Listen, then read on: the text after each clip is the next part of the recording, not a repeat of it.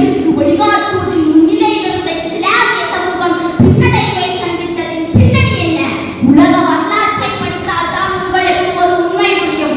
இவ்வுலகை அறிவால், ஆன்மீகத்தால், ஒழுக்கத்தால், நீதியால், வணக்கத்தால் வழிநடத்திய சமூகம் இஸ்லாமிய சமூகம். ஒரு காலத்தில் நாம் உலகிற்கு வெளிச்சமாக இருந்தோம். ஆனால் இன்று தேற்றிய விளக்கில் வெளிச்சம் தேடுகிறோம். பின்னடைந்தோம். நாம் இதனால் தான் நாம் பின்னடைந்தோம். என்ற குர்ஆனின் முதல் வசனத்தை பின்னால் போட்டதால் பின்னடைந்தோம். படைத்த அல்லாஹ்வின் பெயர் கொண்டு இந்த சமூகம் முதலில் இறைஞான கல்வி கற்க வேண்டும். இன்று மக்கள் மதரசாக்கள் வெறுமையாய் மாணவர்கள் எங்கே என்று அழுகிறதே, ஹிஃபுல் அறைகள் வெறுமையாய் குர்ஆன் சுமக்கும் இதயங்கள் எங்கே என்று கேட்கிறதே, ஆலிம் மதரசாக்கள் கண்ணீரோடு தீனின் வாரிசுகள் எங்கே என்று தேடுகிறதே. பின்னடைந்தோம். இதனால் தான் நாம் பின்னடைந்தோம். இன்ன ஸலாத்த கானத் அலல் முஃமினீன கிதாபன் மவ்கூதா. இன்று இறை வசனத்தை ஊருக்கு பின்னால் போட்டதால் பின்னடைந்தோம். தொழுகை ஈமான் கொண்ட ஒவ்வொரு முஃமினின் மீதும் நேரம் குறிப்பிடப்பட்ட கடமையாக இருக்க இந்த சமூகம் சரியாக ஐநேரம் தொழவில்லை. அதனால் தான் முன்னேறி எழவில்லை. தொழுகையின் வரிசை நிரம்பவில்லை. அதனால் தான் வெற்றியின் வரலாறு திரும்பவில்லை. பின்னடைந்தோம். இதனால் தான் நாம் பின்னடைந்தோம். குல்லுக்கும் ராயின் வ குல்லுக்கும் மஸ்ஊலுன் அன் ரஅய்யத்திஹி என்ற நபிமொழியை மறந்ததால் பின்னடைந்தோம். நீங்கள் ஒவ்வொருவரும் பொறுப்புதாரிகளே. உங்களுக்கு கொடுக்கப்பட்ட பொறுப்புகளை பற்றி நீங்கள் விசாரிக்கப்படுவீர்கள். இன்று எல்லா வீடுகளில் இருக்கும் சில கருவிகள் குடும்ப வாழ்க்கைக்கு கூலி செல்வது எப்படி என்று உங்களுக்கு தெரியுமா? எல்லா வீட்லயும் டிவியில படம் ஓடுது. அதுல என்ன ஓடுது? ஹீரோ ஹீரோயினை கூட்டிட்டு ஓடுது. அதை பார்த்துட்டு தான் இன்னைக்கு பிள்ளைகள்லாம் ஆடுது. அந்நியானே ஆசை கொண்டு தேடுது. சொர்க்கத்தை விட்டு நரகத்தையே நாடுது. பெற்றோர்களுக்கும் அந்த பாவம் வந்து சேருது. இன்று ஒவ்வொருவரின் வீடுகளில் இருக்கும் டிவிகளால் பெற்றோர்கள் பாவிகளாகின்றார்கள். பிள்ளைகளுக்கு உணவு கொடுப்பதும், உடை கொடுப்பதும், இருக்க இடம் கொடுப்பதும் மட்டும் பெற்றோர்களின் வேலை அல்ல.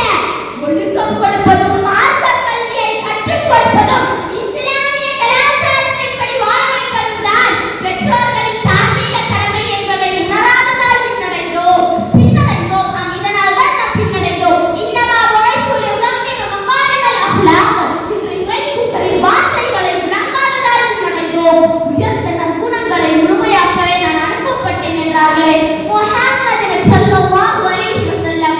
ஆனால் இன்றைய வாலிபர்கள் முஹம்மது நபியின் நற்குணத்தின் நறுமணத்தை இழந்து சினிமா நடிகர்களின் துர்குணத்தின் நாற்றத்தில் வாழ்கிறார்கள். ரசூலின் சுன்னத்தை மறந்து வாழ்க்கையின் வசந்தத்தை இழந்து விட்டார்கள். சினிமா நடிகர்களின் தடத்தை பின்பற்றி கண்ணியத்தின் தடத்தை தொலைத்து விட்டார்கள். பின்னடைந்தோம்.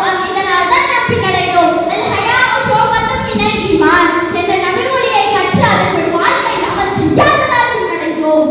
வெட்கம் ஈமானின் ஒரு பகுதி. தன் வெட்க ஸ்தலங்களை மறைத்து வெட்கத்தோடு வாழ முர்தாவிய வேண்டிய இஸ்லாமிய பெண்களை முர்தாவில்லை என்ன தெரியுமா?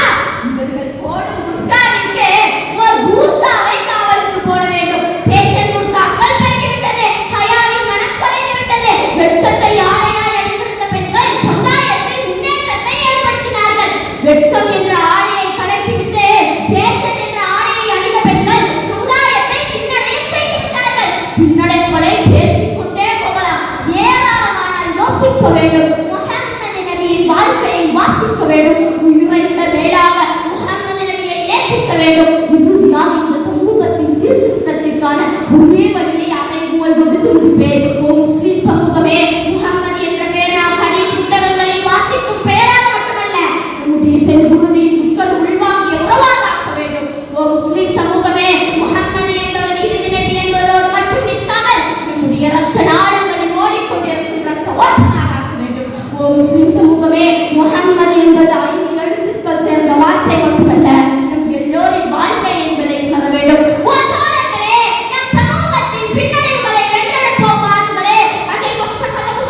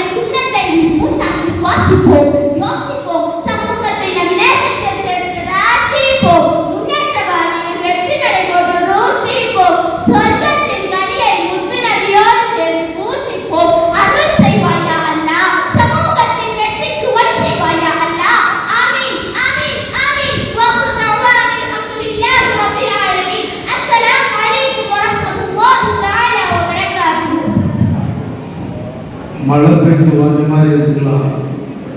மழை பெஞ்சு இப்பதான் இருக்கு. பேச்சும் நல்லா இருக்கு, டான்ஸும் நல்லா இருக்கு. அது எல்லாமே பேச்சை கொடுத்து பார்த்தாங்க. இந்த டான்ஸே பார்க்கலாம். எல்லாத்துக்கும் ட்ரைனிங் கொடுத்தது கொஞ்சம் அசைவுகளோட ஆக்ஷனோட டான்ஸ் சொல்லி எல்லாத்துக்கும் ட்ரைனிங் கொடுத்துருப்பாங்க. ஆனால் அதிகமாக இந்த அளவுக்கு போயிடக்கூடாது. அப்படி திடீர்னு ஸ்டேஜில் இருக்கிற யாரும் சொல்லி அப்படியே கொஞ்சம் இன்னும் நல்ல டான்ஸ் ஆடுமா அப்படின்றோம். ஆனால் டான்ஸ் அளவுக்கு போயிடக்கூடாது. பேச்சு அருமையான பேச்சு, எல்லா பிள்ளையும் நல்லா பேசுகிறாங்க. மாஷா அல்லாஹ். எல்லாருக்கும் அல்லாஹ் கல்வி நல்ல உயர்ந்த பயனுள்ள விஷயங்களை அல்லாஹ் வழங்கிடுவானாக. இந்த பிள்ளைகளை குழந்தைகளை பெற்றெடுத்த பெற்றோர்கள் மிகப்பெரிய பாக்கியசாலிகள்.